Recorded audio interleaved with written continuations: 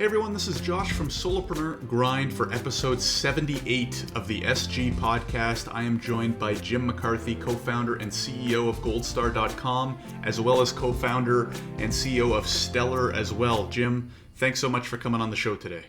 My pleasure, Josh. Awesome. Really excited, Jim, to hear about multiple experiences that you've had, the multiple businesses, and the businesses that you're running right now, especially how they're being affected by COVID, will be really interesting. But for those who don't know about you, can you give us a brief intro, who you are, what you're working on, and then we'll get into the backstory. Well, I'm the CEO and one of the founders of GoldStar, which many people know. We sell. We have a lot of customers around the country selling tickets to live entertainment. Normally, obviously, music and theater and stuff like that. And we've been doing that for 18 years. And now we're doing Stellar, which we'll talk about later. But I've got about 25 years experience in high growth companies and entrepreneurial situations. And I've, for years supported entrepreneurs with different meetups and things like that as well, involved in a bunch of stuff. So, I've been through the bootstrap process. I've raised money. I've done, I've been in companies that were acquired. So I've kind of been through a lot of the cycles that people go through. So hopefully my experience in that will be valuable to people. Awesome. That's great because it piques my interest in many ways, so it usually makes the question asking a little bit easier. But Jim, all of that experience, all the different types of experiences, where did your entrepreneurial journey really start, would you say? It's interesting because I didn't start a company until I was about 30. And the first company that I started was GoldStar. But I think that the groundwork for my entrepreneurial career came from being in high growth businesses where you really see the dynamics of what it takes to build an organization. And so that started earlier. The first job that I had in a high growth company was at a company that some may know that's still around today, but it was very popular in the 90s, Noah's Bagels I don't know where your listeners mostly are, but if you were on the West Coast in the 90s, Noah's Bagels was the coolest place to be. People used to line up, for hours outside the San Francisco stores and that kind of thing. And so, between that and then I made a switch from there into the internet in 1997. And what were your roles in those companies? Yeah, my role in Noah's was very cool because there was so much to do and there was such a small team when in the expansion, in the group that came to Los Angeles to expand the company, that I got to do everything at a very young age. I got involved in like every aspect of opening all the stores. And the crazy thing is we went from 13 stores to 135, I think, in about 2 years. Jeez. So it's one thing to open 120 stores or whatever. It's another when you start with 13, right? So right. You're not exactly, you're making like 10 trees. Normally you take one little branch of a tree and then this was like, you got to make 10 trees out of your tree. But that was great. I mean, it was really great. And I think, I think it's an irreplaceable experience to be in a high growth situation because it's like the dog years learning thing, and people if you have the opportunity to do that, you should put yourself in that position, even if it's a little crazy because the learning is fast and furious. Absolutely. I mean, I could only imagine, especially the wearing of so many hats, right? It's almost like an MBA on steroids, let's call it. So then you moved to the next company, and then what was that experience like? And then what ultimately led to the founding of GoldStar? Yeah, so the next company was GeoCities. Okay. So a lot of people in your audience will remember GeoCities too. It was sort of the Facebook of the 90s, right? It was really literally possibly the first social network on the internet, but it was definitely the first place where you could get a free personal homepage. And so we had, I think it was something like, I don't know, tens of thousands of people every day who would open up a new account, start a new homepage, to the point where in 1998, 10 or 12%, they threw different numbers around, but something like 10% of the World Wide Web was GeoCities. Jeez. All these websites that were built, right? Like it was just pretty ridiculous. And that was another scenario where the growth was absurd and there really wasn't any precedent for anything we were doing. And with my role there was I was in the middle of my MBA when I made that move actually, my role there was they threw me at e-commerce, because people were like, we don't know what, we don't really understand this yet. We got an idea about it. Go, you're smart. Go figure this out. Right. And so I'll tell you, one of the luckiest breaks I got was like our partnership with Amazon was my main responsibility. Wow. So every day I was talking to the people at Amazon, about this partnership that they were spending a lot of money, for, and expected to get a lot in return for. And it was kind of like a blueprint for how e-commerce was done at a time when there wasn't a blueprint yet, but they were creating a blueprint. Right. So So so that how did you navigate all of that, Jim? And by all of that, I mean both those experiences, right? Where you're essentially a kid, right? You're in your early to mid 20s. yeah. You're thrown first into this company that's growing like crazy in terms of food and retail, then in terms of the internet, which I'm assuming both of those were brand new to you, and you're also thrown into e-commerce, which didn't even really exist, right? So there's not much to lean on. How did you navigate all that? It's funny because I had gotten interested in e-commerce, so I read everything I could read, um, before and during my move into the internet space. So I was going around talking to people, here in Los Angeles, saying I want to get into e-commerce, and so people were like, "Well, we think we're going to get into that next year or something like that." And it just so happened that the reading and studying and interest that I developed just happened to coincide with a major need at GeoCities.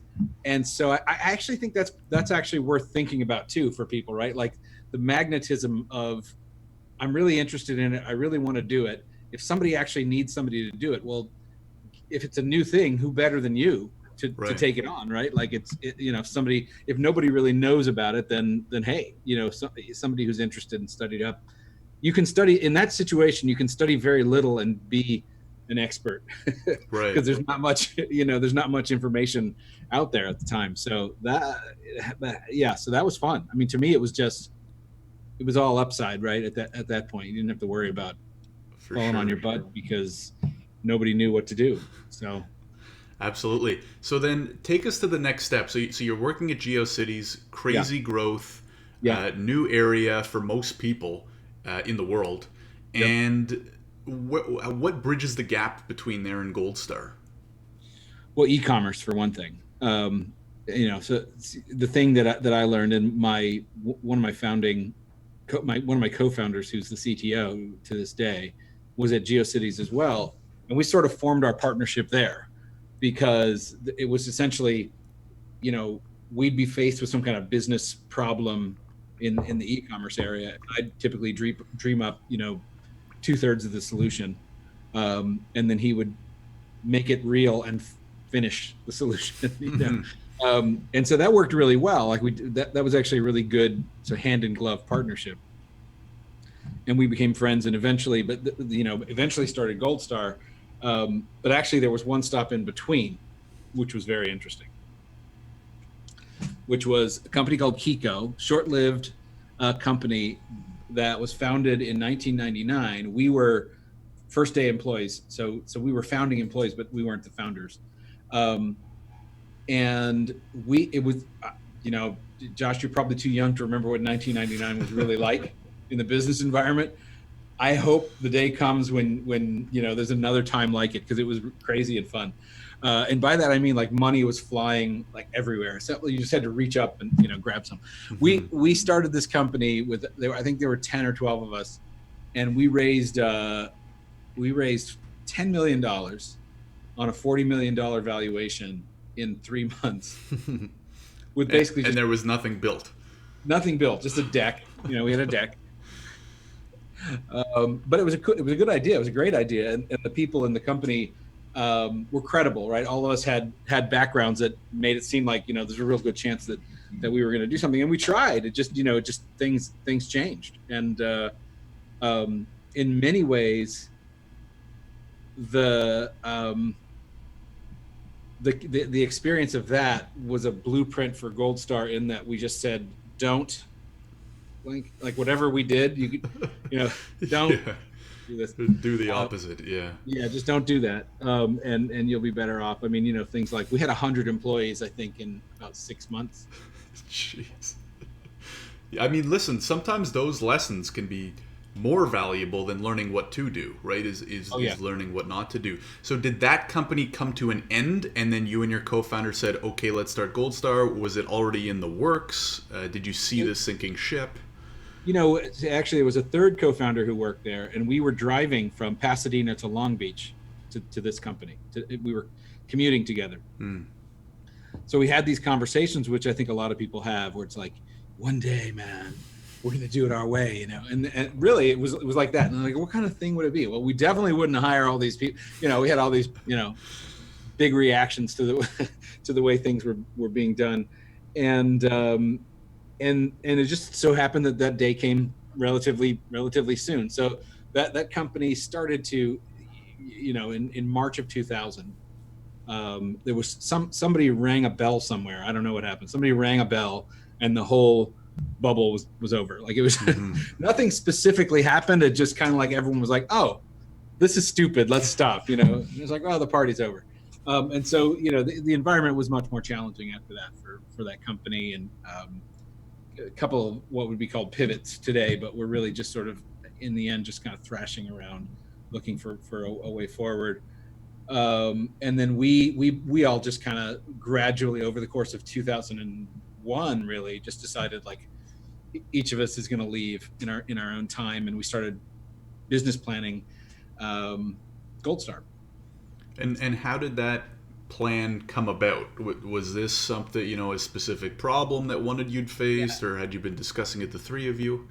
Yeah, it was an idea that one of us had worked on. Robert Graff, the CTO, had worked on a similar thing as a consultant for somebody, and it wasn't exactly the same thing, but it was kind of like half the same thing. And what they had tapped into was the idea that there was this mismatch between all those empty seats and all those people who want to go out, right? That's the live entertainment problem, which is, everybody wants to go out more, and every show wants more people in it, mostly. So that seemed like a really compelling thing, and so we just started talking about what it would really take to close that gap. So the idea was germinated from a little consulting project that Robert was doing with somebody, and then it was like, well, is there a way to actually do that makes more sense? Right. And so, and to be honest, like, it's not the kind of thing where, like, we were always so passionate about live entertainment or something. It didn't start there. You know what I mean? Like, we are now, right? I mean, like, the whole point of our product is to help people really explore the love of music and theater and comedy and stuff like that. But we came to it more from the point of view of, like, do you think we could? I think we could do this. Like, I think that was part of it. It's like, we have the skills to do this, right? We've got the e-commerce chops, we've got the business development chops. We can do this. We don't have to go raise any money or get anybody's permission. We can just start. Right. Yeah. So I mean, I think that's part of it. And believe me, I think as an entrepreneur, that's a good reason to start a business. Absolutely. So what would you say in terms of, we'll call it like the scale, or the kind of line between focusing on like a big problem, you guys saw this problem, you thought there was a big opportunity, versus something that you're very passionate about, right? You hear that word thrown around a lot, passion. You should be passionate about what you're going to build, et cetera, et cetera. In this case, it sounds like none of you were overly passionate about it, but if it's a big problem and or opportunity, that can largely overcome passion. What are your thoughts on that kind of debate? Yeah, I think it's a really, really important topic, and I think that some bad advice has been given on this, and some decent advice that needs to be really understood in a nuanced way has been given on this. But what doesn't work, and I can say this, I think, with a lot of confidence, or what's unlikely to work, is I just love, Middle Eastern food so much that I'm going to go do this Middle Eastern food. I mean, it might work, but it's really, it's not about just that fuel of enthusiasm that just means that you'll never stop going until you succeed. Because starting a business and then bringing it to a successful point is in some ways a very mechanistic process. It's in the title of your podcast. It's a grind, and it doesn't mean that the grind is not enjoyable. It just Mm-hmm. means it's kind of like we used to say, especially in the early days, we used to say, turn the crank. Like we gotta turn the crank, and the Mm-hmm. crank is, what are the things that produce results for you that you can repeat and repeat and repeat and repeat. And sometimes people, that doesn't necessarily lend itself to someone who's just super passionate, right? It's just a discipline. You kind of have to care about it. You have to like it, but on the other hand, you have to be able to just plow through. Absolutely. So Yeah, it's kind of a fine balance, right, between being passionate enough or being yeah, interested even just enough and yeah. actually solving a problem. So you guys had some examples of how not to start a business, and you get this idea, you see this opportunity. So I guess after that other company came to an end, did you all go in full steam? How did Gold Star come to be?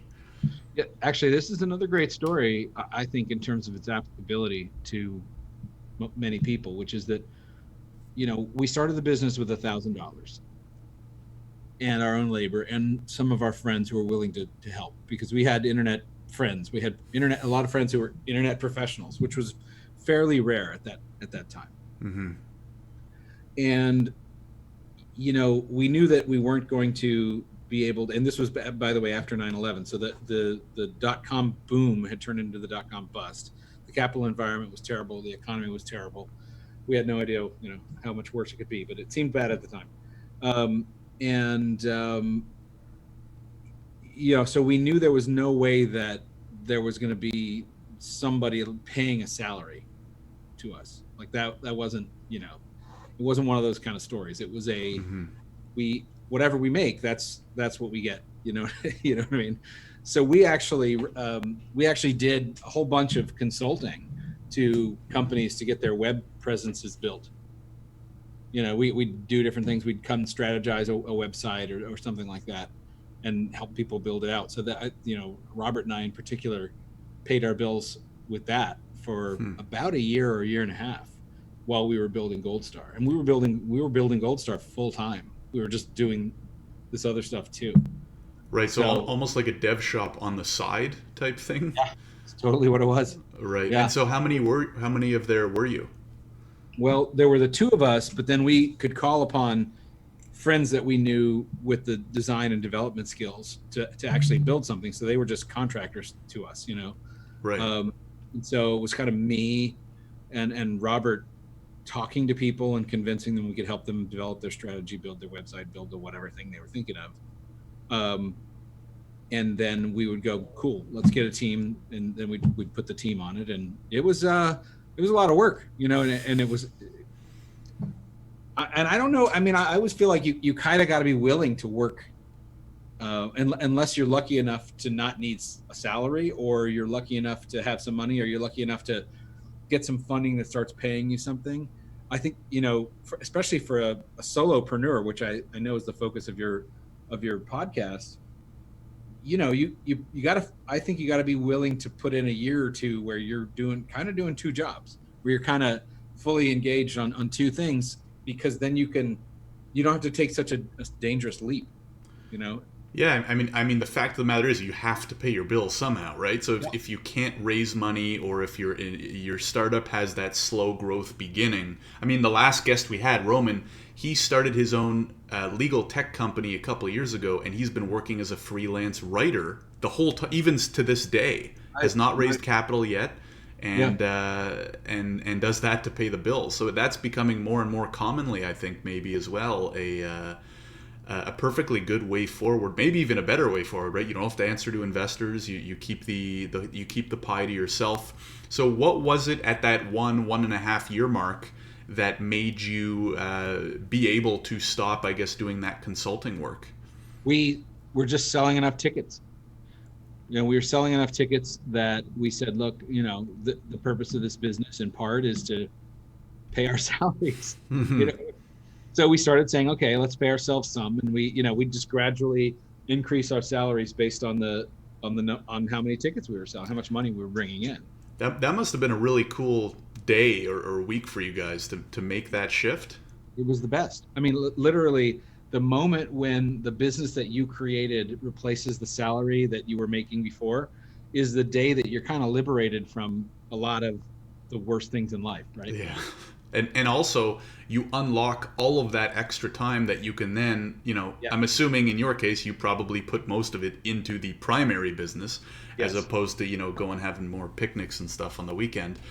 So what would you say, Jim, are maybe two or three key pieces of advice or lessons that you learned on the bootstrap method? Let's say other than the consulting and kind of like figuring out how to pay yourself, how did you and your co-founder ultimately spend your time in that first year and get the app off the ground, or web app, Yeah. website off the ground? I think that one thing is that we worked really hard to build a lot of partnerships in the live entertainment business, like lots of them, lots and lots. So, and that was just a ton of phone calls and emails and follow-ups and relationship building and friendship building and visiting people and that kind of thing, right? Where looking back, all we were really trying to do was get tickets to be able to sell them. Because the way our business works is, if a venue wants to sell tickets through Gold Star, they say, hey, here's some tickets, sell them, right? Like it's a consignment based system. Mm-hmm. And so the motivation was pretty clear because we didn't have anything to sell. We couldn't make any money.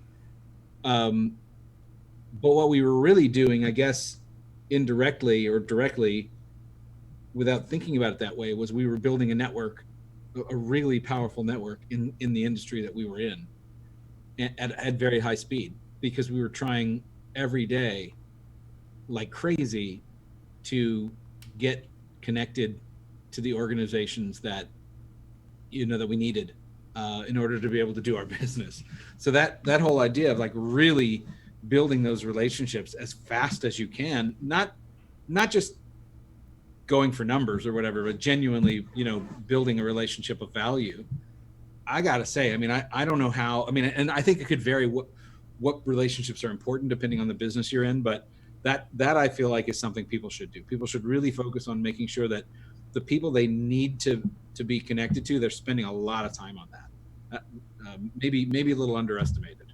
Got it. I would say the other thing is,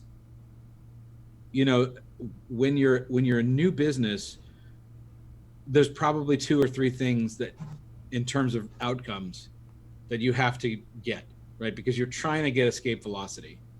And I mean, what we did from the start, we had an online, admin area that we called it, which was just like, how many people signed up today, how many tickets did we sell, what were the tickets that we sold. So just the two or three really, really important things that you got to drive, you have to really focus like an insane person on those. I mean, we did get a little crazy, I mean, like it was like Mm-hmm.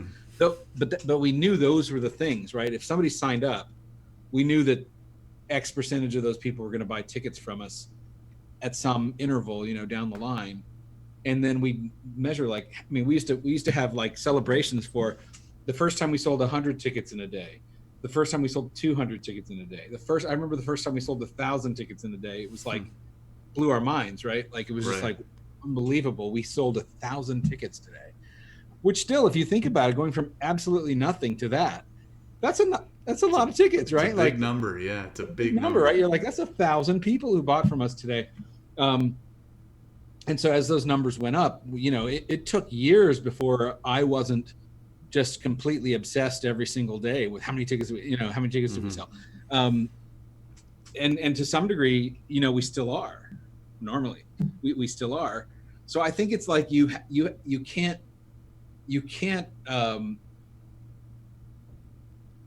you can't set aside the metrics that tell you the important things about you. You have to really focus on two or three things that are going to make a difference to get you to that point where you're liberated from having to do other things.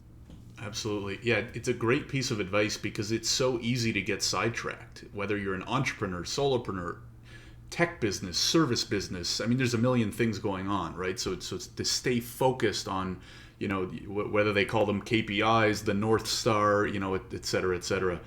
Super important. And So don't you think? I mean, and I would just add, people shouldn't be shy about the fact that the main one is money. because especially for a solopreneur or somebody starting something off, it's not tacky or tasteless to spend a lot of time making sure you're bringing in the money that you need to do what you need to do. Like, yes, there are things that you do as a precursor to money, and not everything is about money. But if you don't get, escape velocity on revenue in a new business, it's not, it doesn't bode well, right? Like, you really need people, whoever it is, however your business works, you need people saying, this is worth my money in one form or another. And that's how you know you're on the right track, right? I mean, like that in a way, it's like, that's how you know you're on the right track.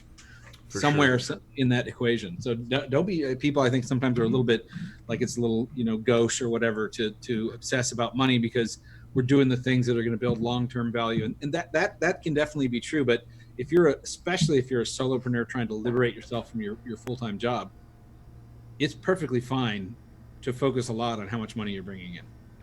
Totally agree. And Jim, what would you say is a big difference between those starting a tech company and those not starting a tech company, right? You had experience kind of down the development route, the professional services, we'll call it, route, and the tech route. What are some of the big differences there, and or maybe how should a solopreneur change his or her approach based on which path they go down? So are you talking about people who are starting businesses that don't really have a big technical component to them, or is that what you're Yeah, talking yeah, like that kind of high growth potential might not be the about? a coach, a consultant, Yeah. something That's a like that. great point. That's a really great point. And you know what? What's interesting is I think the line has blurred between those two things a lot in the last 10 years for me. And I talk to people who, for example, are coaches or various kinds of coaches. Um, and one of the things, like, there's two things to think about. One, if you're selling your time, it can only be arithmetic growth, and it actually has a cap, right? Like, you can increase your rate and whatever, but you run out of time. The answer to that actually is a semi-technical answer, which is you turn your whole operation into a semi-automated marketing machine that leverage your intellectual property better, right? Like so when you get into that, when you're a coach that's um, doing a podcast that has advertisers, or you're doing classes wherein all of a sudden 12 people at a time are paying you, or you certify people who can teach your method and you take some percentage of what they do, and therefore it's leveraged, right? So in that sense, it may not be exponential growth potential the way it is if you've got something that just can scale globally. But if you have a semi-technical, semi-automated marketing machine, and you can do more than just sell your time, you can leverage your time, those lines blur. But of course, the Right. foundation of that, if you're somebody like you're describing, is that you're good enough for someone to pay you for your time to begin with, right? It could be a second stage, Yeah. um, the first stage has to be successful, and you have to actually have a practice to build it on. I Right. think, I think, but then the work that goes into being more than just a guy hanging out a shingle, or a gal hanging out a shingle and selling your time, however successfully, is another transformation into something broader. For sure. I mean, the prevalence of online courses, ebooks, stuff like that, Yeah. are just a few other ways to take advantage of that as well. Really good points. So, Jim, take us back to you guys. You hit the year and a half mark. You start taking a salary. Things are going really well. I'm assuming at some point you start growing out the team, right? How does it Yep. now? What was that experience like starting to build the company, right? You've kind of proven it. You're paying yourselves, which must have been great. You're working on it full time. Now you have to start building a team. Yes. What was that like? And then what was the kind of evolution of the company from there? Yeah, I mean, if there's one thing I could fault us for in the early days, it was probably being a little too cautious about making investments in team, because because Do you the mean not bootstrap. hiring quick enough, or? Yeah, Yeah. because ultimately, when you hire somebody at that stage, what you're saying is, if I pay you to do this, it's actually going to end up netting me more money than if I don't. Right. I mean, and ultimately, if you reach a point where you're like, I can save money by not hiring a person to do this, because I can just kind of stretch myself a little bit thinner, eventually you're a fool, right? Like eventually you're stepping over a dollar to get to a dime, right? Because eventually you're basically that's how you don't grow a company, right? Right. When you pass on good investments, you are not growing a company. If you say I'll save money by not doing this thing that's going to make me more money than it's going to cost me, that's called not growing your company. Right. And that's not what we did, but we probably were a little, but inherently there's always some risk. Like if I hire this person, it seems like I'm going to make more money, but maybe not. But what's for sure is I'm going to pay them, right? Like, I know the cost is there. I think the payoff is going to be greater than the cost, but I don't know that. And I think that's why sometimes people go like, well, it's probably best if I just don't, right? So you can be more cautious or you can be more aggressive when it comes to that decision. And if anything, we were slightly too cautious maybe in the first few years after we got off the ground. But we did. I mean, having said that, I mean, we started to go like, okay, if we had another person, we've got a formula that a person can plug into and get results. And so it was this process of successively going like, okay, well, let's add people, in this way, and then we'll see if they unlock results, and then we'll do more of it, that kind of thing. That was really fun. I mean, when we went from sort of like 3 of us to 30 over the course of the next maybe 4 or 5 years, that was actually really fun because it was kind of easy. We had obviously found an opportunity that was valid. And we had a formula, and it was still early, so early, nobody was thinking about these kinds of things. So if we put resources into it, it's instantly paid off. Got it. And did you eventually go raise any money, or was the company completely bootstrapped? Much later. Not until 2015 did we raise money. Wow. So we were at nearly $100 million in gross merchandise value sold when we raised money. Wow. Yeah. We had a little bit of friends and family money because we needed to lease an office and a few things like that. But I mean, it really wasn't all that much. I had a meeting once when we were raising money. I had a meeting with a VC firm, and one of the guys is like looking at our information. He's like got a puzzled look on his face, and he says, "I don't understand how you guys built a company this size with this amount of money."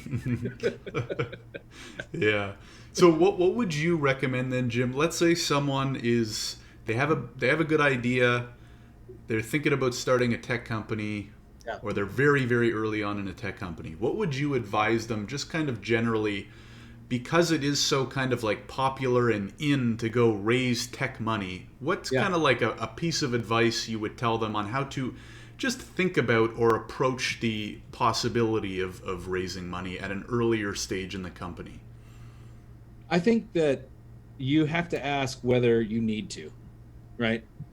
If you're doing it because there's no other way forward, like what you're doing can't be done unless you have some amount of money, then it's a good idea. If you're doing it because, I mean, if you're doing it because it seems like you need to, or it seems like this is just what's done, you probably shouldn't, right? There's so many ways to extend the capabilities of a small group of people without hiring or spending a ton of money now. You can do so much of that ever coding anything. You can do so much in marketing, with the help of outsiders who work for, just commission, or, they work as a percentage of what you're doing. There are a lot of ways to, like, I guess what I would say is you gotta see if you can break what you're doing. You gotta break the machine. And then if you break the machine, then you maybe need money, right?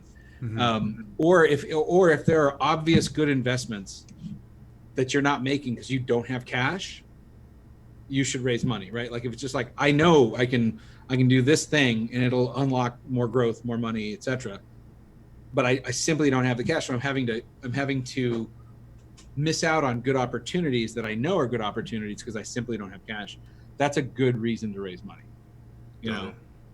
And if there's, or if there's capital intense needs, right? Like if you're going to go develop a biotech something, and it's 20 years to revenue or 15 years to revenue or something, you're probably going to need to raise money. That's the nature of the business. Right. But most of the things that I see, and probably that you see, especially from solopreneurs, that is not the case, right? Like it isn't necessarily super capital intensive.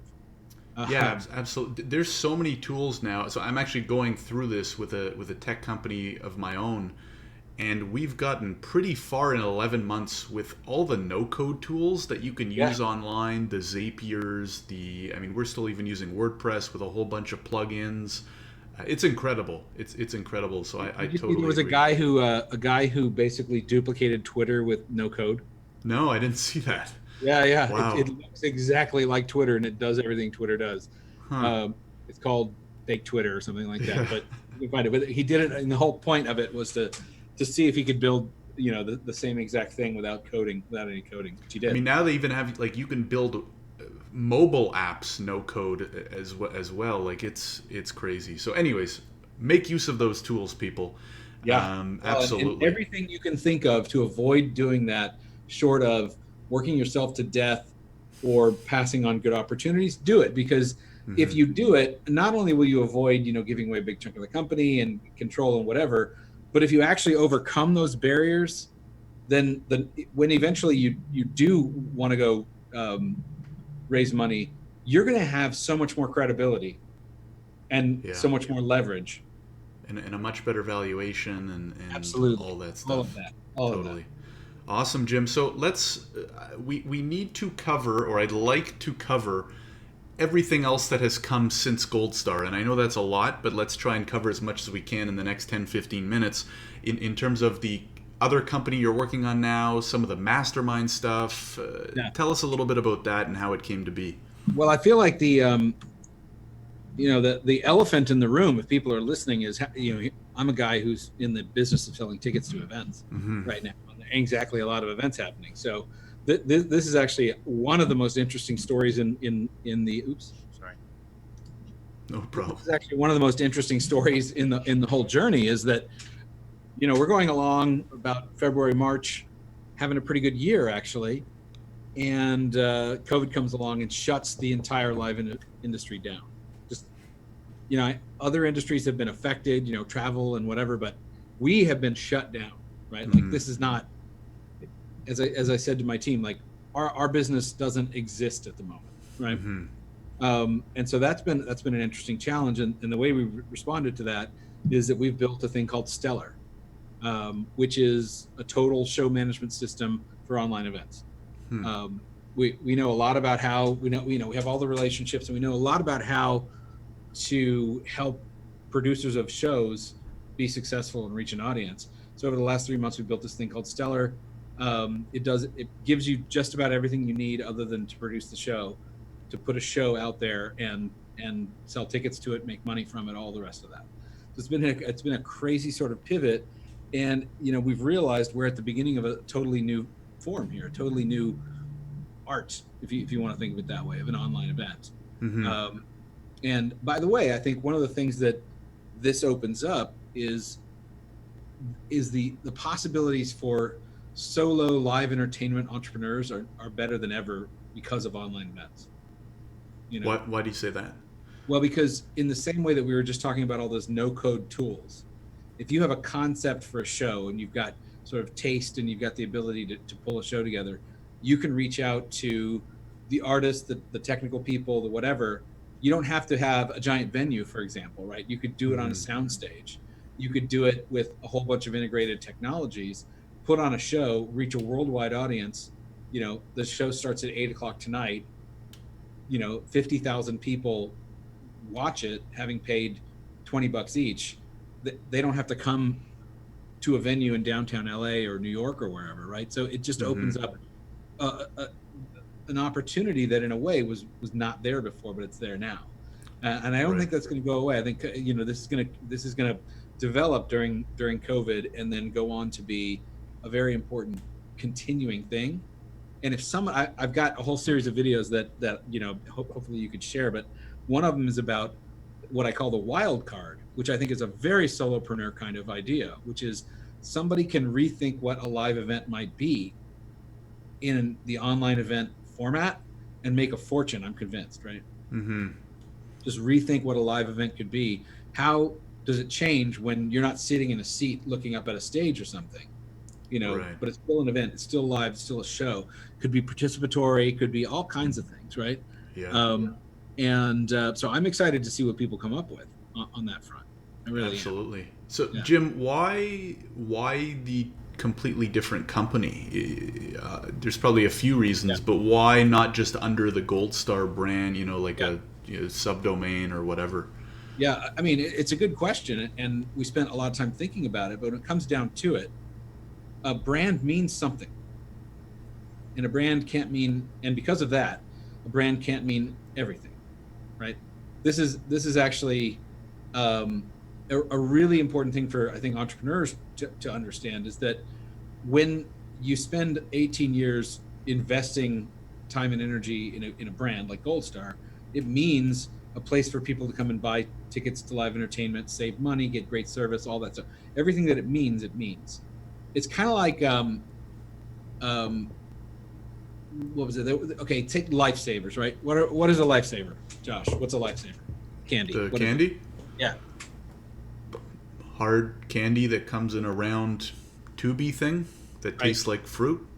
Yeah. Different colors, right? Whatever. Yeah, rainbowy type colors. And kids, generally lifesavers are something a kid might go, yeah, I'll have a lifesaver, right? Like about 20 or 30 years ago, Lifesavers made a gum and they called it Lifesavers gum.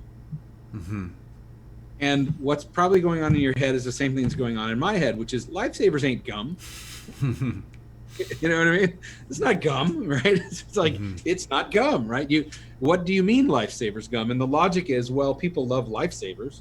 So, let's make fruity whatever gum and leverage the Lifesavers thing. But at the same time, or right around the same time, there was a new brand of gum that came out called Bubblicious.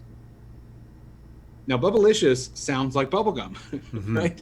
Like, it's got a bubblegum nature to it that Lifesavers simply doesn't have, right? So, when we decided to create Stellar, it wasn't just because, in part, it's a different thing. Gold Star is a marketplace for consumers and producers to meet. Stellar is what we call a total show management system for producers of online events, right? So it's just a different focus, a whole different product. It does the streaming, high quality video, audio, reliable, scalable, all that stuff, real ticketing. It does all the things that an event producer needs in order to produce and monetize a live event. It's a tool set oriented to the producer. Gold Star is a marketplace really oriented to the consumer. And, Got it. let's face it. I mean, Gold Star also is a brand that was born in 2002, right? We're facing a moment now that's unlike any other. And Stellar is a brand that's born literally, in recent weeks, right? So everything about Stellar feels like it was built and born during COVID. It's very, the name, the look, everything is very future facing. It's looking forward into this new era of online events as an ascendant force. So I think it's really important, when you think about like what is a product and what is a brand, like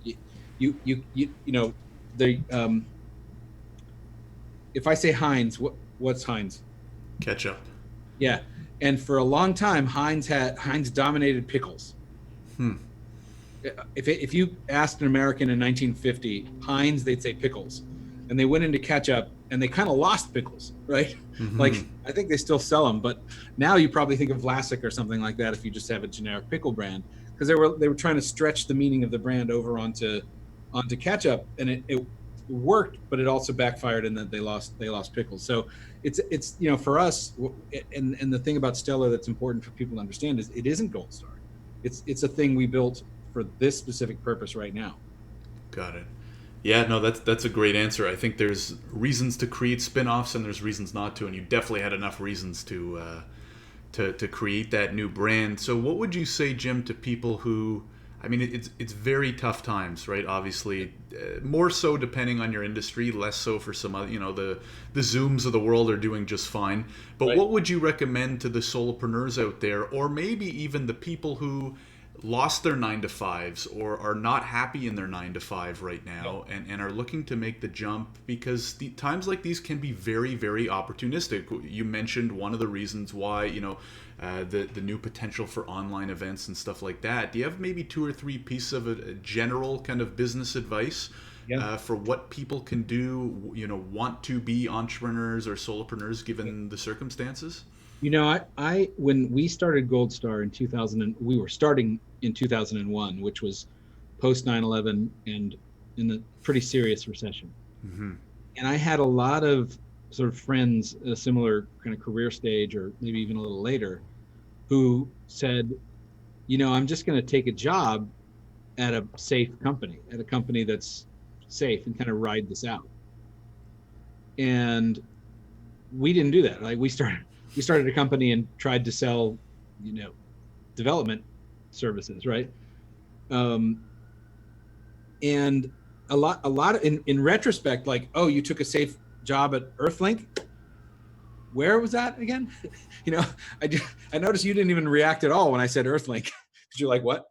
What? Earthlink at the time was a major ISP, right? Like it felt like this. You've landed on the rock of Gibraltar, but it isn't the case, right? Like the disruption of those times and the times we're in now are more disruptive than any we've faced in a long time. Can rock anything seemingly stable to its foundation. And so I guess, if you look at when companies are formed, a lot of the best companies are formed during recessions or other forms of disruption. Hmm. Because it's like it's sort of like it's a jump ball. It's a jump ball moment. A lot of things are suddenly a jump ball, right? Hmm. The settled order of things is shaken up.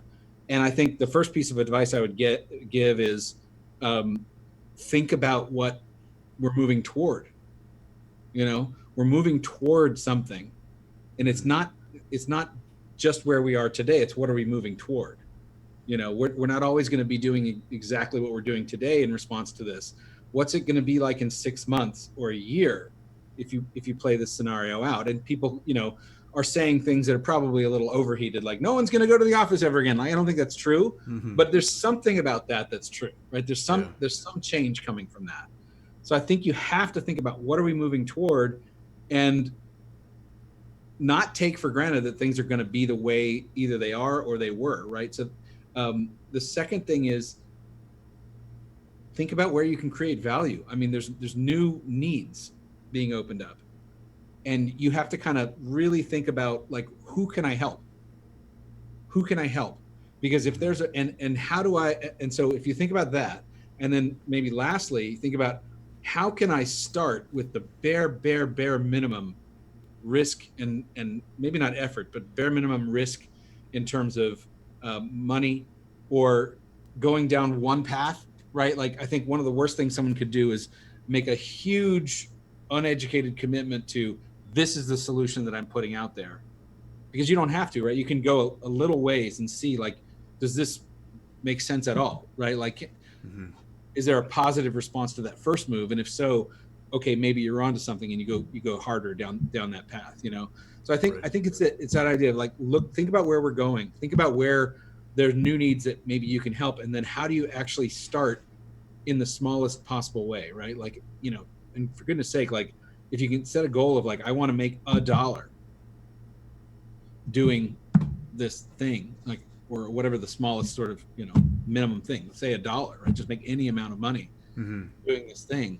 That's a pretty good goal, right? Because if Yeah. you can get there, then you have suddenly you're at an elevated vantage point where you can kind of look out over the landscape and say, okay, there is a lot of opportunity here, or there's not really a lot of opportunity here, but we'll have to change.